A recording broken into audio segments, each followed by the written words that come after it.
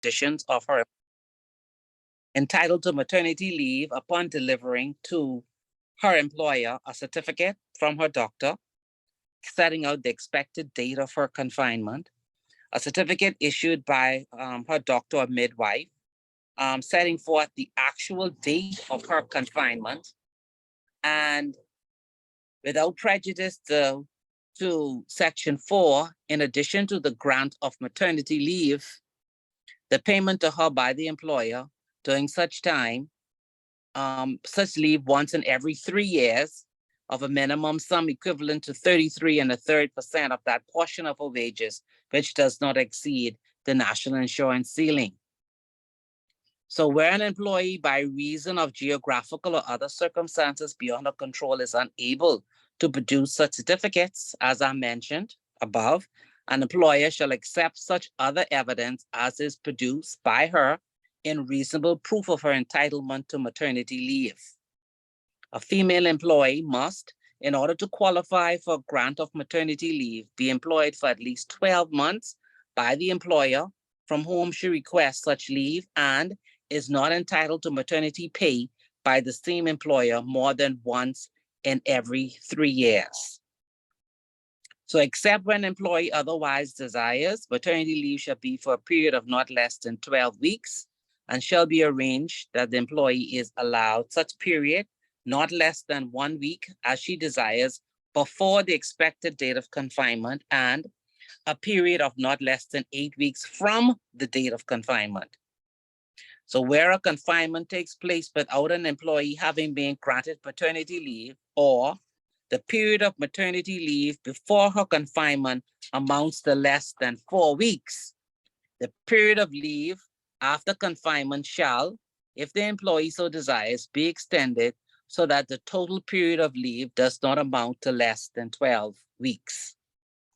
So where an employee has been granted maternity leave and the date of confinement is a later date than the date stated in the certificate, pursuant to subsection 1 of section 17, as being the date on which confinement was expected, her maternity leave shall be extended to include the period that elapsed between those dates. So where an employee has been granted maternity leave and the employee dies during such leave, the guardian of the child shall be entitled to any unpaid maternity benefits due to the mother from her employer and the National Insurance Board. An employee who after confinement suffers any illness arising out of such confinement shall be, in addition to the maternity leave to which entitled under section 17, such additional unpaid leave not exceeding 6 medical practitioner recommends.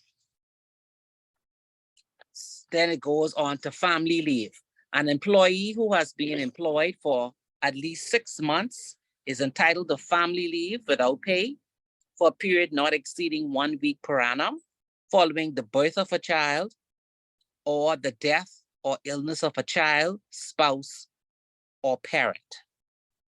And then the next section speaks about the protection of employment. So my question to you all is, looking at this legislation that was passed in, what was the year? 2006, I think.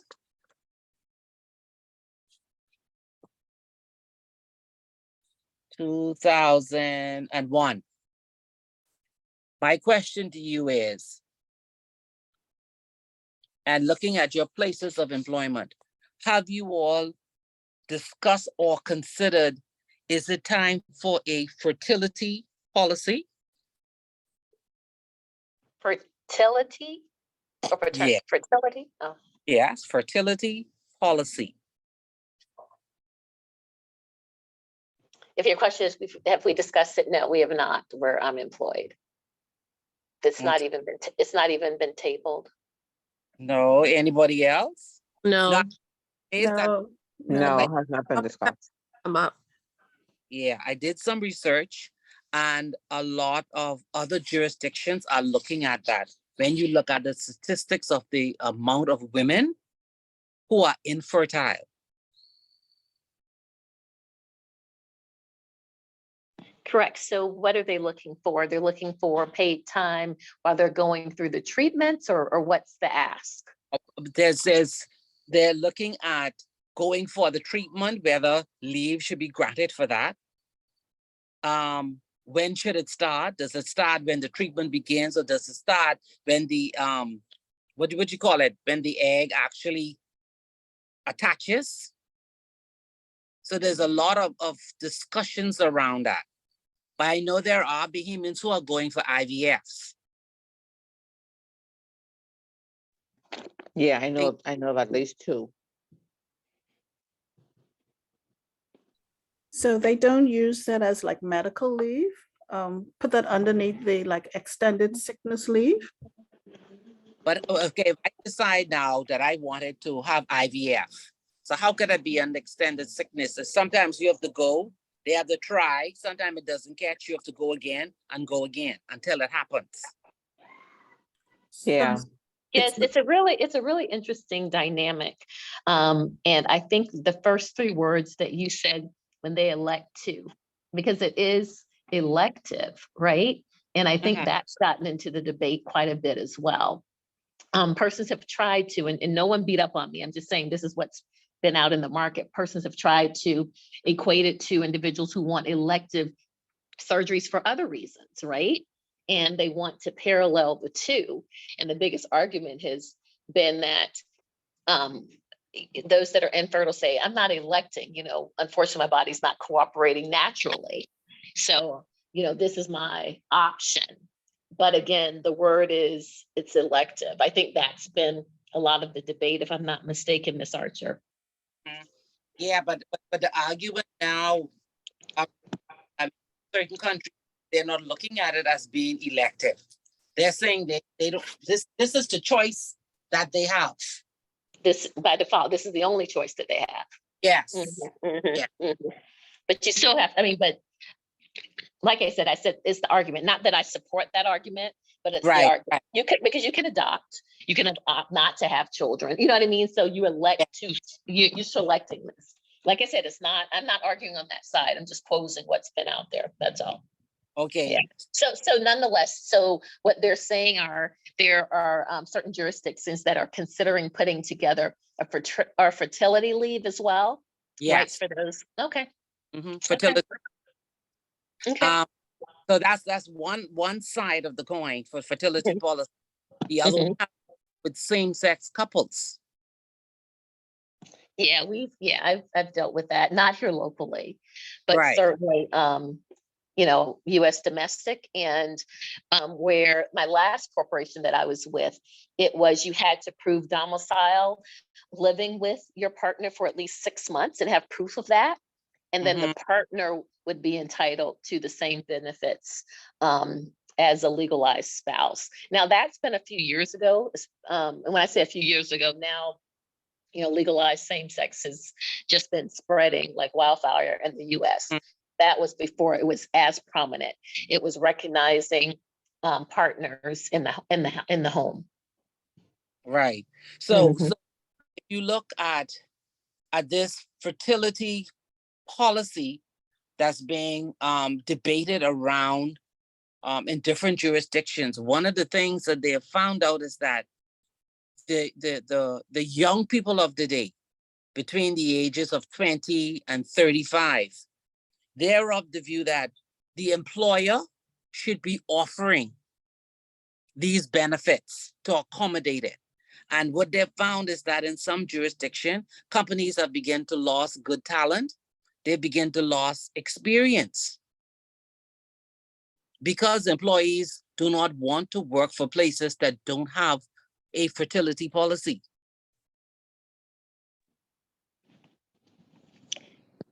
Yeah, interesting, because we had a discussion last week related to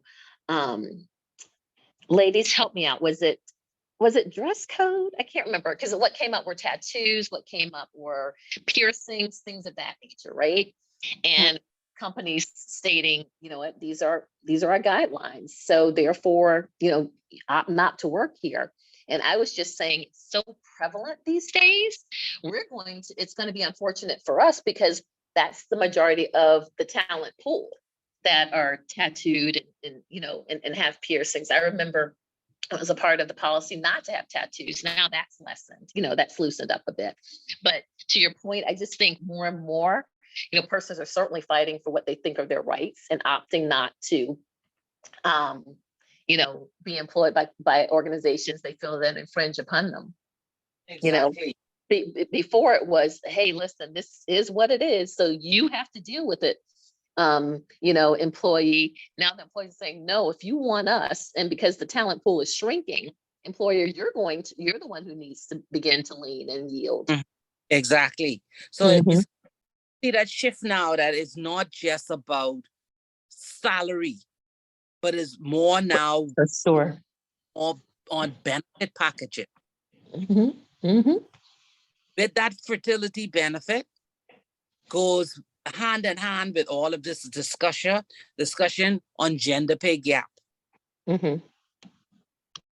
Also looking at the equality with the LGBT, because they themselves want, they're looking for the legislation to include them with regard to family planning and trying to balance that with their career.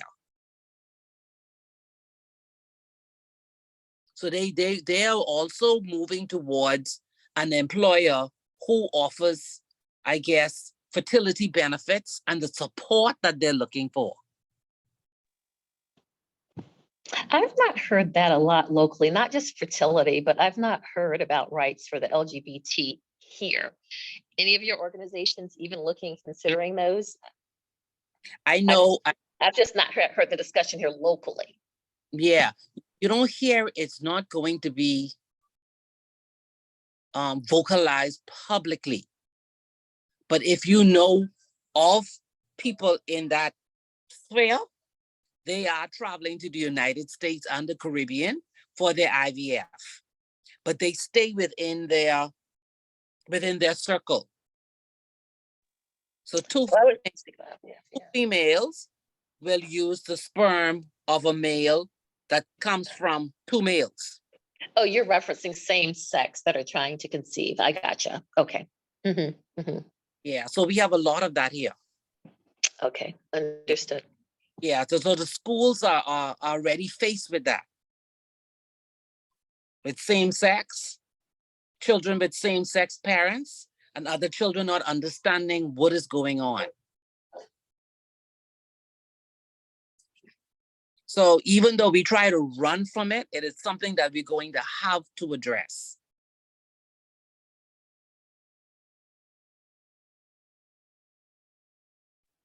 Yeah, no, I agree. I agree. Especially with the same sex couples, because that's definitely on the horizon.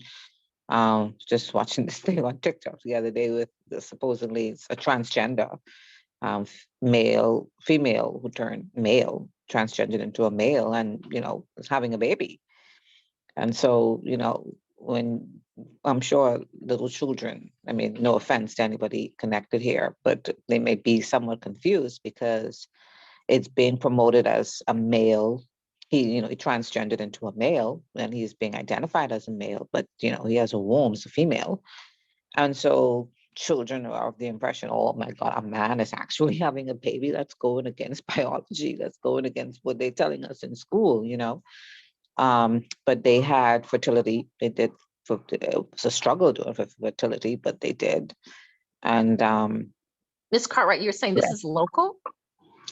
I don't even know if it's local. I don't Oh, think no, that's so. all right. I was Yeah, just wondering. I I thought don't. you said you know of a local case. You just knew of a case. I got you. Mhm. Well, it's something I saw on TikTok.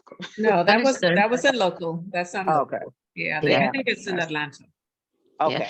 You're Yeah, right. okay. I mean, I think it's certainly coming, Ms. Archer. I was just wondering if Yeah. Oh, it's anyone coming. had No, it's dealt with, definitely. It's 'cause definitely coming. yeah, I've not dealt fertility, nor have I dealt with, at least where I am now, anyone who is openly in a same sex that have asked for any consideration or benefits. I've not dealt with that as of yet here locally. Abroad many Okay. times, but not here locally. Yeah. Okay. Is anyone else with same sex, even in the workplace, asking for some type of consideration? No. No, not in Yeah. my workplace. No. Yeah, No. no. No, I Okay. think we're even still having the challenge of women, they wait until they're about 4 months or so, 5 months to even say that they're actually pregnant. So I think it's going to eventually evolve, but we're still a little secretive place. Yeah, that's what to Mhm, say. It's a secret. mhm, mhm, They have mhm. to be really comfortable with you to tell you, um, like, okay, so let's say if I am a lesbian, right? So it wouldn't be a surprise, and you don't know that, but it would not be a surprise for you to see me pregnant. Yeah, You see? And so Correct, I yeah, don't tell you how it happened. But correct. once I get to know you and you become my more or less like my trusted friend, I know you wouldn't go talking it all over. Then I will tell you I am pregnant, right? And the father of my child is so and so, who is also in this kind of relationship, and we co-parent. Yeah, yeah, yeah. So it is, Right, right, right. yes, but like she's saying, it is a secret. There's so many. Yeah, I had this was early last year, and I'm sure you ladies can remember this, and where there were two lesbian lovers, and one ended up, you know, killed in their domestic fight, and the woman who was killed is the mother of one of our associates here, employees. Fine, that was her mother. Of course, she was entitled to bereavement, but she really opened up to me, and she was just saying that and what the news portrayed, it wasn't exactly it. It wasn't her lesbian lover that killed her. It was actually someone else. But the point being is her true lesbian lover was looking for bereavement for her, and was denied because there was really no connection. So it's coming. Yeah, it's coming. It's coming. It's Yeah. coming. Mhm. Coming. So they in the case, there's a case in the European Court of Justice, in the Employment Appeal Tribunal. The case was called Sahota versus Home Office. And in that case, the tribunal considered the position where the treatment fails, the IVF treatment fails. The tribunal was prepared to accept that a woman can be deemed pregnant during the period between the date of implantation and the date when it is discovered that the implantation was unsuccessful. So this means that the woman undergoing the IVF is within the protected period from implantation until at least 2 weeks after the implantation has been ascertained to be a failure. So it really gets technical.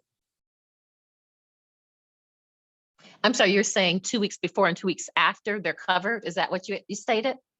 It said during the period, the date of the implantation, that's, and when it is discovered that the implantation is unsuccessful. So if you, Okay, so the date is implanted and the date it either is, I don't know the term, not fertilized or what have you, becomes an embryo. Those are the dates or not. yes. Okay, understood. So in that case, the tribunal rejected the argument that any less favorable treatment of a woman, because she was undergoing IVF treatment, they said that would amount to sex discrimination. The tribunal accepted, however, that a woman undergoing fertility treatment could be protected by sex discrimination laws during the stage between follicle puncture and the transfer of the fertilized ova into the uterus, but only where that transfer is immediate. So the takeaway is that the transfer of the embryo is essentially the last stage of the IVF process. And so there could be a long, varied, and challenging period of treatment leading up to this event. So And it's because, under go ahead. and it's under sex discrimination because men don't have to undergo this. Why was it sex related specifically? They didn't say why. Okay. Okay, just wondering if why Yeah. it was deemed Okay. sex discrimination. Okay. That is what you said, right? Yeah. Okay, thank you. Yeah. Thank you. They did also introduce a private bill called the Fertility Treatment Employment Rights Bill in the UK. And that put IVF treatment on the same footing as antenatal treatment. And the bill provides that employees going through IVF would be entitled to paid time off to attend appointments and for their partners to accompany them to appointments on an unpaid basis. It also means that those undergoing fertility treatment would be protected from discrimination in a similar way to pregnant employees. And then it says that other countries have already put these legal protections in place.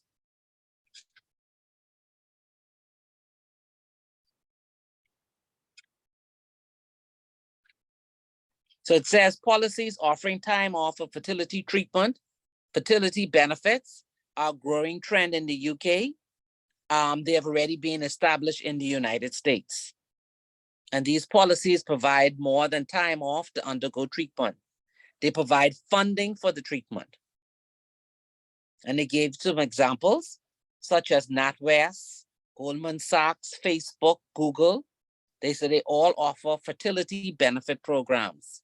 Apple and BlackRock have also offered egg freezing services and paid for storage.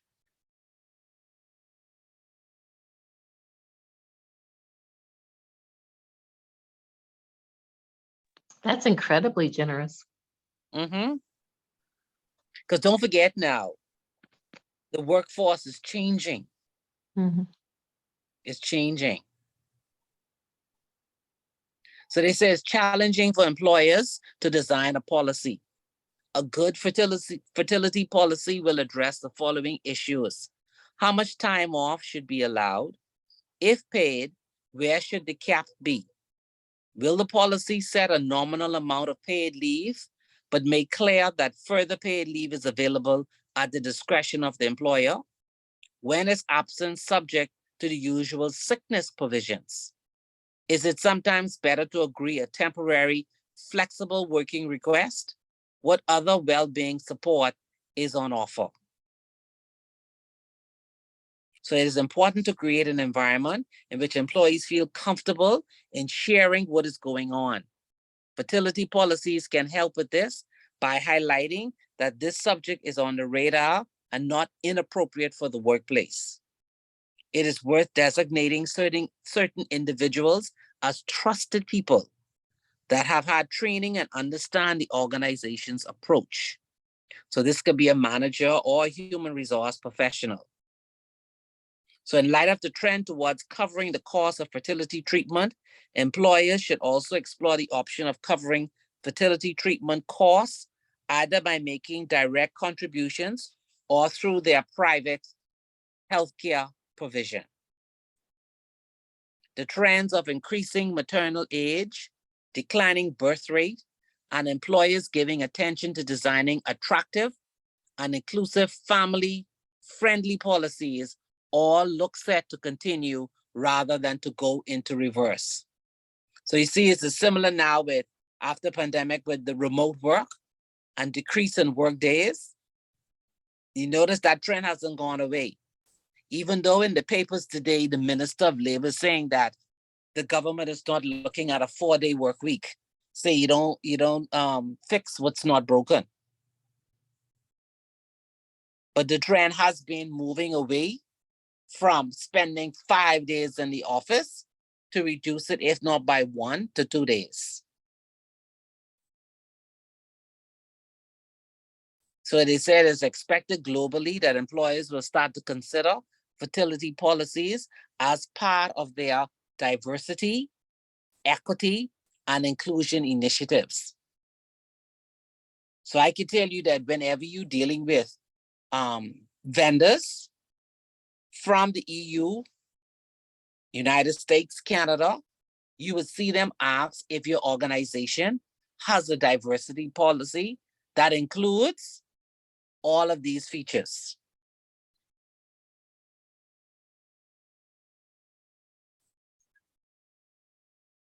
So it is something that is not that it's just being talked, but it's something that globally persons are looking at as employees' habits and demands change.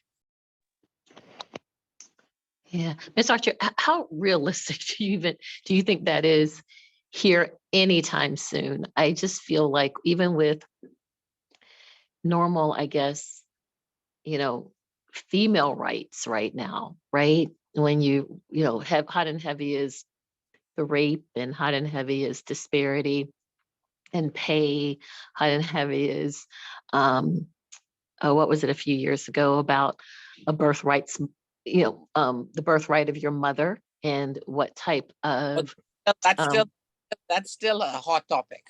yeah, but my point is, to me, those can be deemed as discriminating against women. And now you're gone on to the other side, right? Yeah. It'll be interesting to see how this will be debated here locally, if not completely shut down, because those things I just feel are just, nonetheless, I think here as a society, all those things are very challenged. Yes, they are. Yes, they are. Because even in the headlines from today, in the newspaper, the story on the rape, they call it gender-based violence. You could hear from all the different corners their comments, and then they threw in there now comments on the marital rape, like you just said. And so now they're putting everything inside this one basket, mixing them all up and putting them under gender-based violence, when they really shouldn't be mixed. Because I think what they need to do is define what is gender-based violence, because it has a definition. But all they do is anything that happens to a woman is gender-based violence.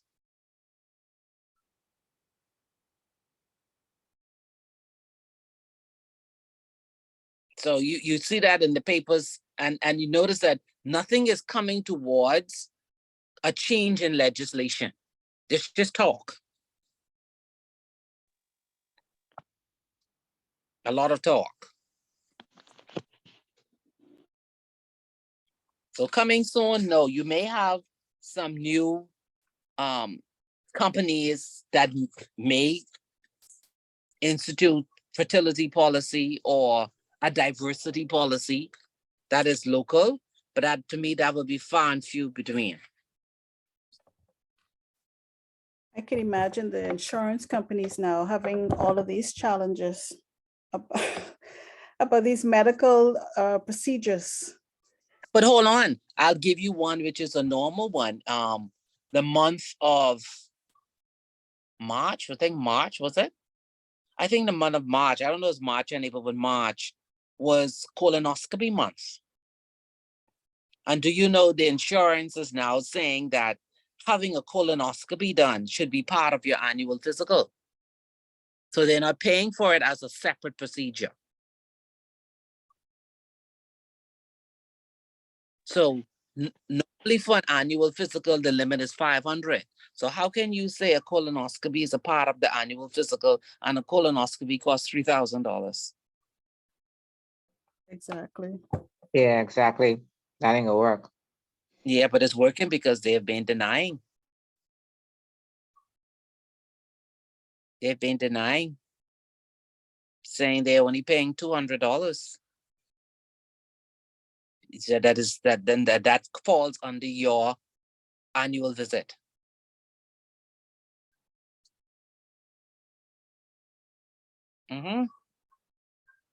But you're right. Now they're going to be challenged also.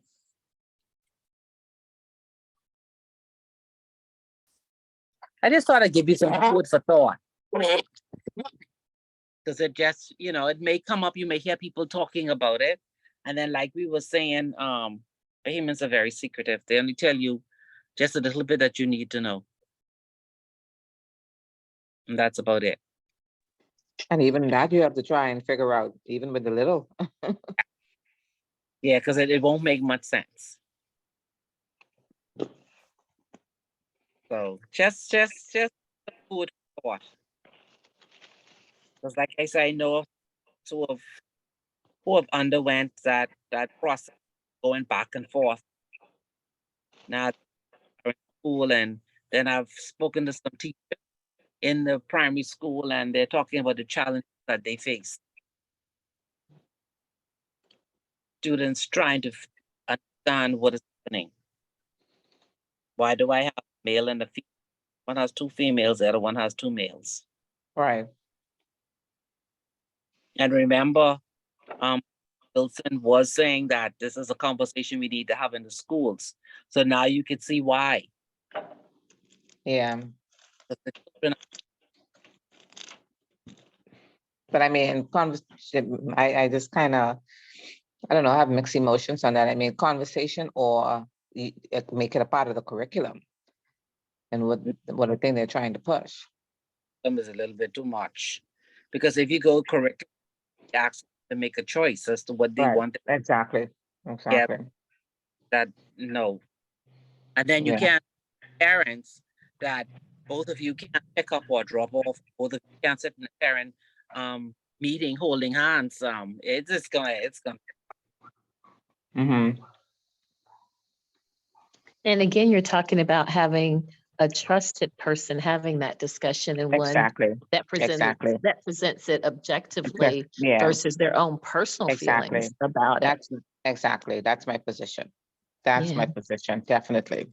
But you're right, Ms. Carre. I mean, they definitely need to have these discussions because our children are seeing it now on these social media platforms, and it gets confusing if you don't have these discussions. I mean, we have them within our home because I just think it's important. My children are half American and we're in the States often, full time in the States in the summer. So what they see is so different than what they see here locally.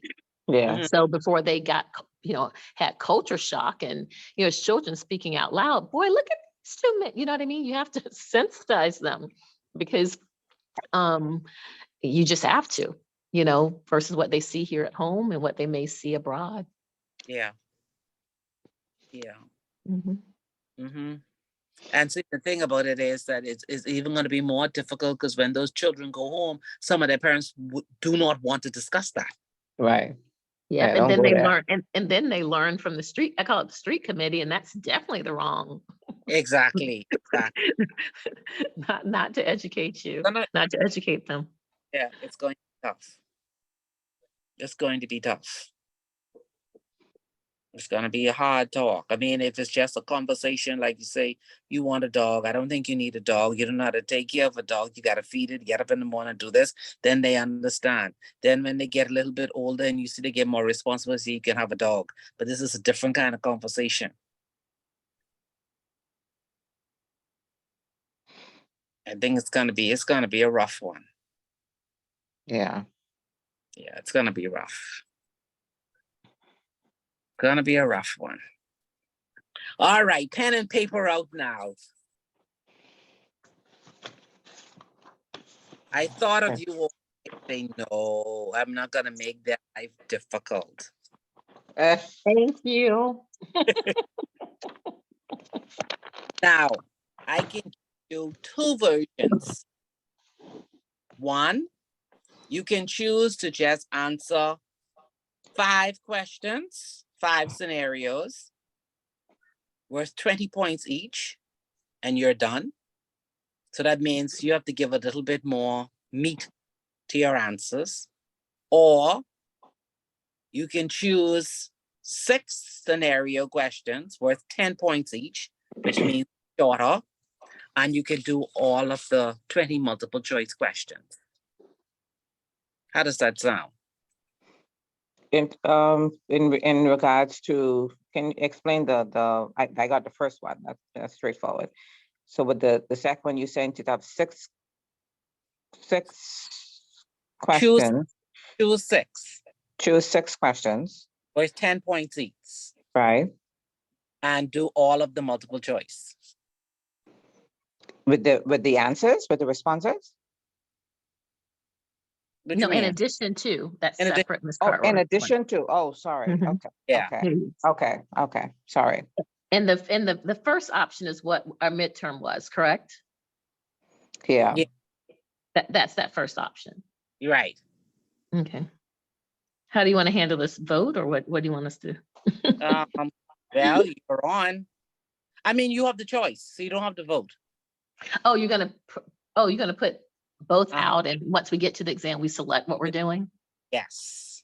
Oh, okay. oh, okay, Okay. Oh. Now, if you don't want that choice of having to do just 5 questions, I can take it off completely.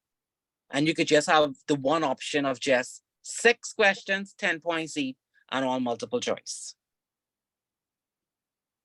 It's up to you. Or I could leave the how y'all choice. feel, guys?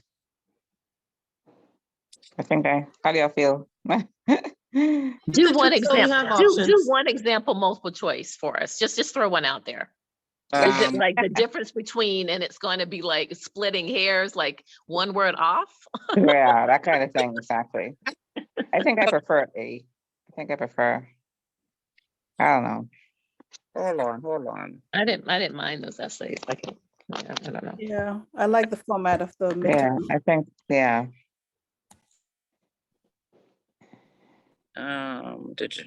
So you prefer no multiple choice?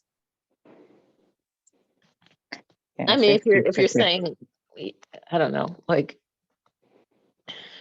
if you're saying like the choices are A is apple, B is tribunal, C is orange, and we know B is tribunal because that's all we've discussed, me I'm okay do- with that.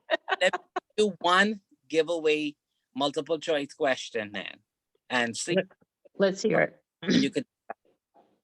Once registered, a trade union has the following features except for A, model constitution, B, quasi-legal personality, C, specific bargaining rights, D, all of the above. I don't like them.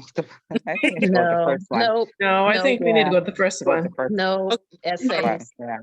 unless you're Yeah. letting us have open book. No.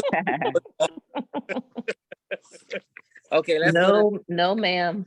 okay, not a problem. No need to die. What was the answer? Was it quasi? That's not saying we don't need to worry about it. We're not having it. I'm only kidding. All right, so.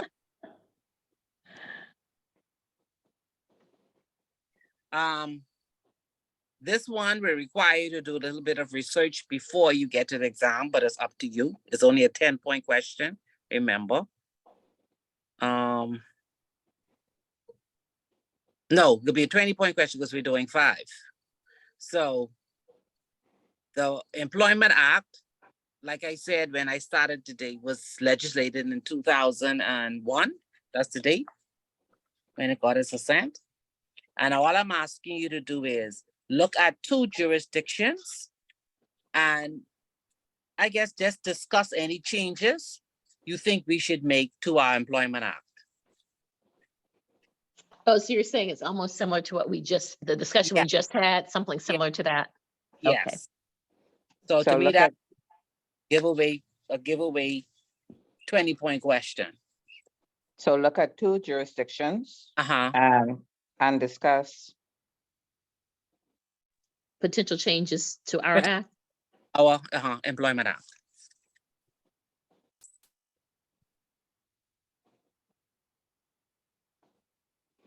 Can it be just one change or we have to do more than one change? I say 2. Okay, I put 2. okay. so, and then so based on the 2 jurisdictions that we chose, then we, will make the suggestions to those particular jurisdictions. That's what you're saying? Yeah, you could pick That we 2 chose. and 2 changes. Say it again? You can pick 2 jurisdictions and then discuss 2 changes from those jurisdictions. Okay.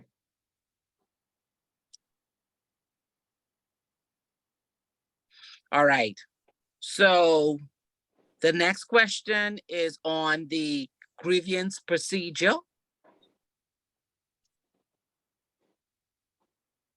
You should know the steps, and you should know the role of the supervisor manager.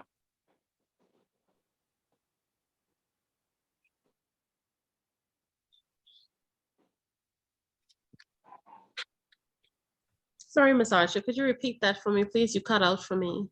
Oh, okay. The question is on the grievance procedure. You should know the steps, and you should know the role of the supervisor and manager.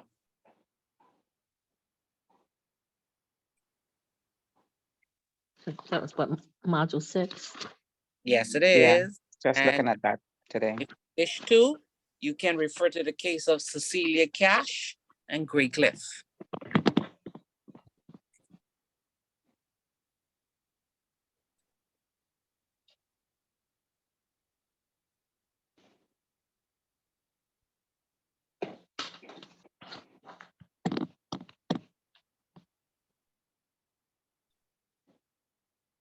The next question was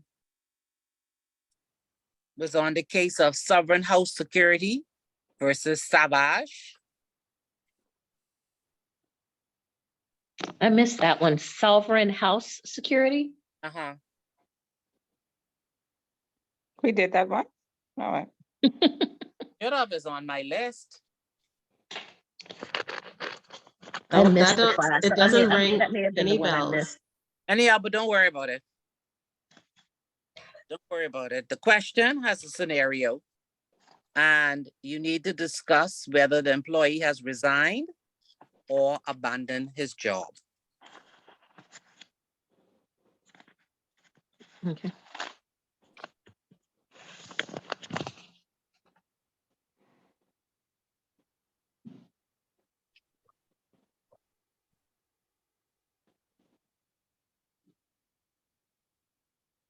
The next question has to do with being familiar with the process for registering a trade union.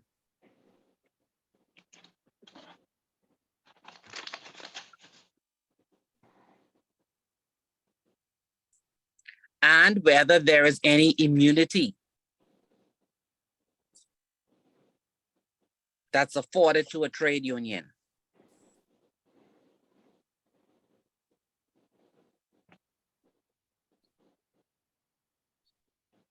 Any immunity that is afforded? To a trade union.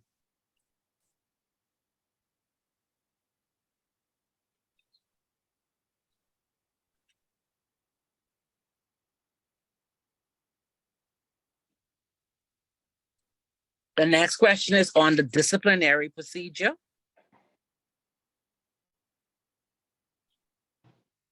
You should know why one is important.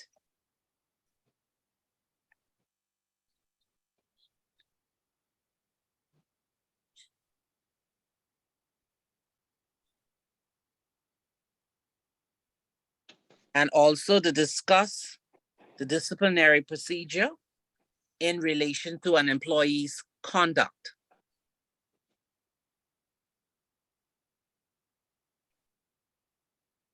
And I'm referring to undermining the employer's trust and confidence.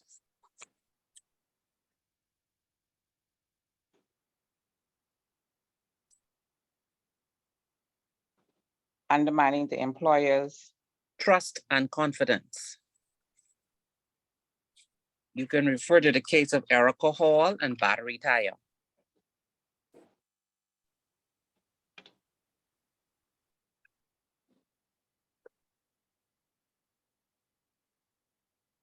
Next question. You should know the process for the legal recognition of a trade union.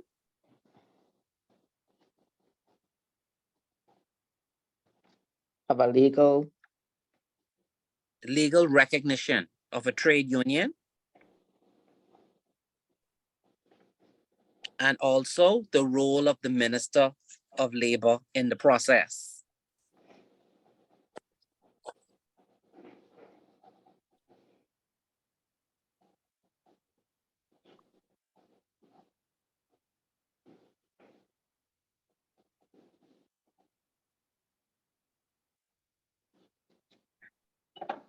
I think you would remember the case of Brady Glass in Bahama. Remember that? Taking the photos? Yes. Okay. So in that case, they spoke about the two tests for wrongful dismissal. You're asked to explain the two tests for wrongful dismissal. You remember, one is common law and one is statutory. Common law is case law, and statutory would be the Employment Act.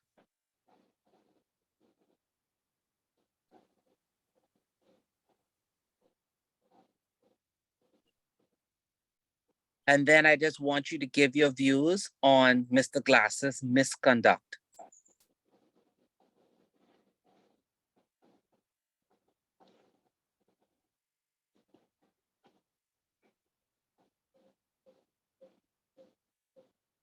Whether it was a fundamental breach of his contract.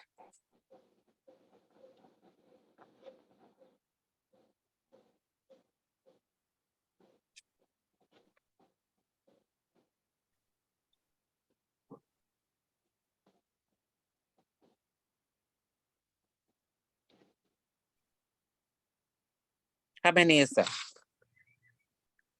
7? Yes. Okay. So the last one is based on the case of Deladian Simonet.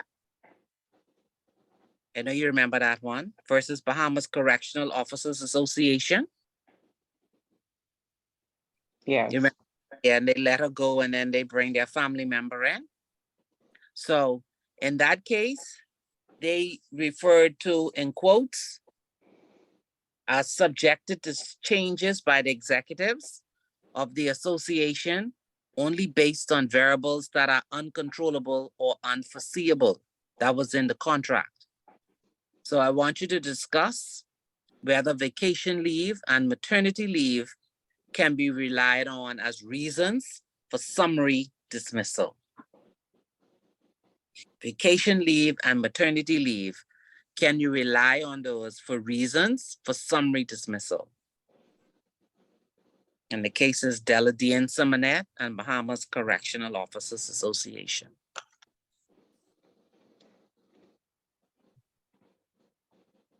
Okay, can you rely on these two cases as reasons for, Can you rely whether vacation leave and maternity leave can be relied on as reasons for summary? okay, Right. okay. And out of those 8, you choose 5.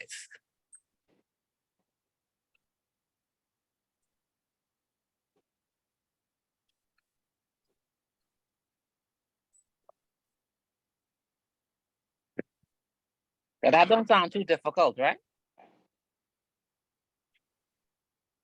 Yes? No. No. Okay. I thought of you all. I said, if I come with something too far out, LaFleur could be telling me now, Miss Archer, you know. That's how I talk, Miss Archer? Oh, wow. No, I'm only teasing you. But you know, I will bring a case against you if I feel that you wrongfully put us through this. Yes, you will. So, I just know. No. Miss Archer, Yeah. the one with Brady Glass and Bahama, you said to discuss whether common law versus, I got lost right there, sorry. Oh, you got lost. Okay, in the Brady case, I said that in that case, it spoke about the 2 tests for wrongful dismissal. Okay, And I'm telling you that the 2 tests, so you could direct when you read, so you know how to focus. The 2 okay, tests is either common law test or statutory test. Common law test means case law, and you're gonna see it when you read the case. okay, Statutory is the sections in the Employment Act. And it's actually settled in that case. okay, And then part B of it is discuss Mr. Glass's misconduct. Was it a breach of his contract?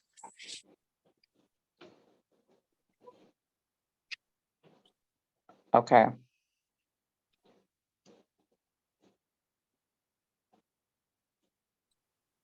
So you say I meant not to kill you all.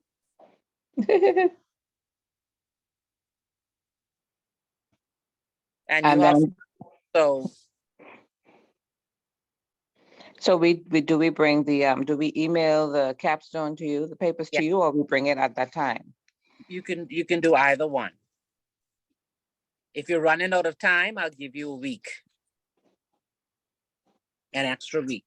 Thank you, Jesus. Because with the capstone, when you, with the references, I mean, a lot of the stuff I'm getting offline, I mean, is that, that- No, there's nothing wrong with that. okay, I just have to, when I read it, to see if it's relevant. If what you wrote doesn't make sense, I will send it back to you. You could either accept the grade you got, or you could make amends if you wish. When I read it. And it's a max or min of 5 page, just. Max. Max. Min. It Min Min. is said, I thought you told us max, but on the, it's Yeah. written min, it's written Okay, so Say minimum. no less, you no know, less. we could decide that now. I would say, no more than 5. Okay, thank you. No more than 5. I don't want you to be spending writing the whole thesis. I think 5 pages is a lot. Because you also have to study for the exam. Right. Great. So I wouldn't do that to you. So Ms. Archer, I'll just throw it out there. I'll accept the extra week for the paper. Okay, all right. Same. So the I'm new gonna- date is, That'd be the first weekend in May, eh? That'd be the First third, May 3rd. Mm-hmm. So basically anytime between April the 26th to the 3rd. Yes. Okay, perfect. Thanks. Yeah, that's fine. I just want to get it over with, get this over Yeah, with, but but it's it's behind me. Right, if you've already done it, do it, but things do happen. And Right. so you don't want to panic and throw something together, and then you find No. out when you submitted it, I got an extension, and then you say, oh, shoots, I should have done that, and the grades are all done. yeah. Thank Yeah. you. No, this really works for me, Miss Archer, because I actually travel on Friday morning for work. And yeah, so I won't get back until Monday. So this gives me a little A little window. time. No Yeah. wiggle room. Yeah. So thanks for that. Okay, not a problem. All right, so study hard. I know you all will do well because you didn't do bad on the midterm, so study hard, and I look forward to marking your papers and your capstone and seeing the wonderful grades, and I'll see you all at graduation. Let me see who was at the top of the class. Thank you very much, Miss Archer, for everything. Thank you. Ms. Archer. Thank you. Not a problem. Okay, have a good evening. You Thank as you. well. Bye-bye. Bye-bye, everyone. Good night and good luck. Thank Thank you. you. Thank you. All right.